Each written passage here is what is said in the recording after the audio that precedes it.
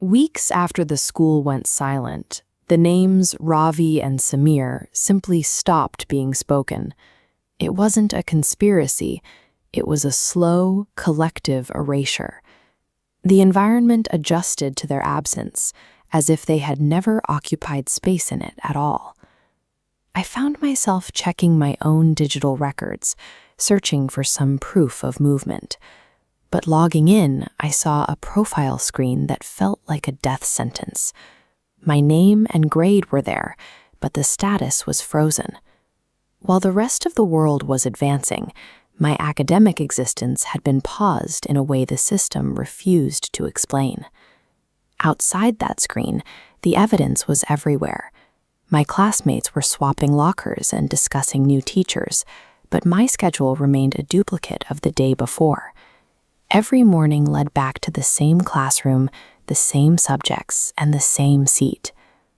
Eventually, the repetition became too obvious to ignore. A teacher paused mid-lecture, his eyes narrowing as they settled on me.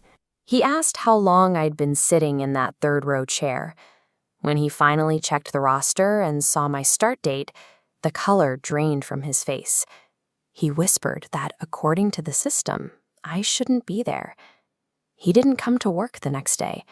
There was no substitute, and within 48 hours, his name had been scrubbed from the staff directory. It was as if the system had identified a leak and immediately sealed it. Graduation day felt like a cruel performance.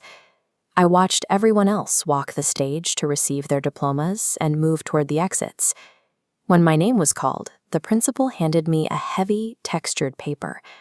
There was no gold seal, just one word, printed in the center, that ensured I wasn't leaving.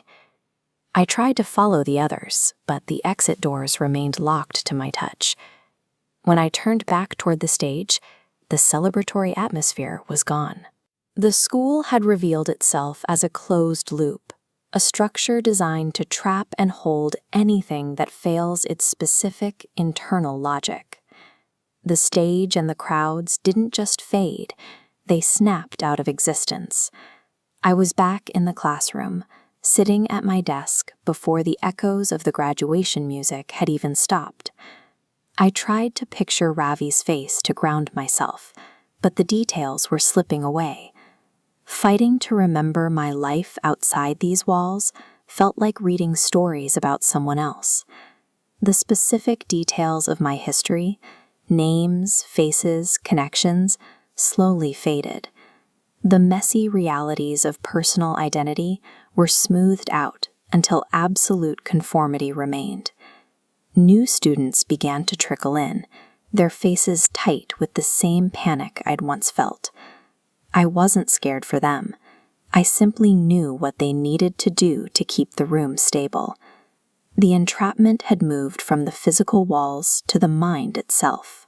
The loop had finished its work by replacing an individual's free will with a series of institutional protocols.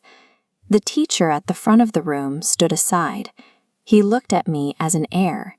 He pointed to the board and gave me a single instruction: teach them. My body reacted before my mind could process the command.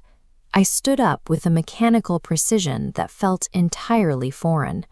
I walked to the front, hearing a voice lacking my usual hesitation command the students to sit. I could feel the new mandate taking hold. Order must be maintained. My hand lifted, pointing toward a student who was still shaking with fear. I demanded an answer to the lesson, watching as they struggled to even find their voice. When they couldn't answer, I felt the word incorrect form in my throat like a reflex. With the flicker of the light, the student was gone. There was no scream and no struggle. There was simply an empty desk. The machine of the school had found the component it needed to keep running. I was the enforcer now, required to maintain the silence and eliminate every error. My control was absolute. I picked up a piece of chalk and wrote on the board, watching the new students track the movement with hollow, compliant eyes. Then the logic broke. A student in the back didn't look at the board, They looked at me.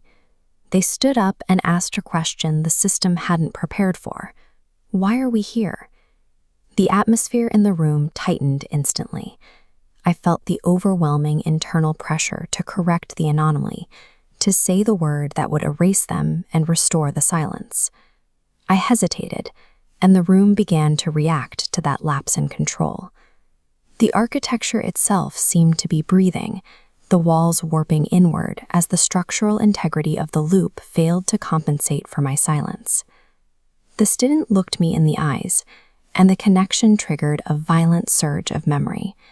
Ravi, Samir, and the specific cold weight of that incomplete certificate all came flooding back, completely shattering the institutional overwrite. The room shook as I continued to refuse the command to speak. Without my cooperation as the enforcer, the cycle had no way to ground itself, and the entire structure began to fracture under the weight of that one unanswered question. I looked at the chalk in my hand, the tool used to maintain the order, and I simply let it go. It shattered against the floor. The classroom didn't just empty, it aged decades in a single heartbeat.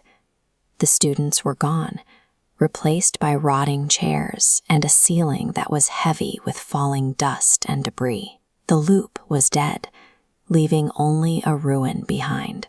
I walked out of the building and through the open gates, watching the moon reflect off the broken windows. I was back in the real world, I remembered, fully convinced the school was finally a thing of the past. But that night, my phone buzzed. I received a message from an unknown number containing a map pin and 3 words: "New class starting." The building I left behind was just a shell. The institution itself hadn't been destroyed. It had simply abandoned a compromised location to begin the cycle again at a new address. It was already waiting for its next class.